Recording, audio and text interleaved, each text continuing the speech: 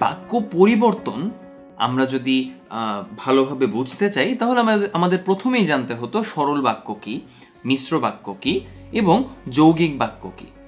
বাক্যের এই তিনটি গাঠনিক প্রকারভেদ জানার পর আমরা যেটি জানলাম সেটি হচ্ছে আমাদের মূলত সরল বাক্য থেকে মিশ্র বাক্য, মিশ্র বাক্য থেকে সরল বাক্য এবং এভাবে পারস্পরিকভাবে তিনটি গাঠনিক বাক্যের পারস্পরিক রূপান্তর ঘটাতে হবে।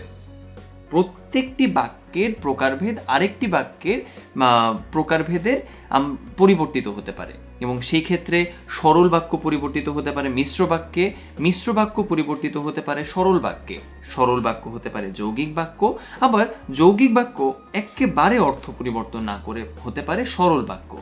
সুতরাং সর্বশেষ বাকি থাকে যৌগিক বাক্য এবং মিশ্র বাক্য, এরাও পারস্পরিক পরিবর্তন হতেই পারে। এভাবে অর্থ পরিবর্তন না করে আমরা বাক্যের একটি প্রকারভেদকে অন্য একটি প্রকারভেদে রূপান্তর করে থাকি।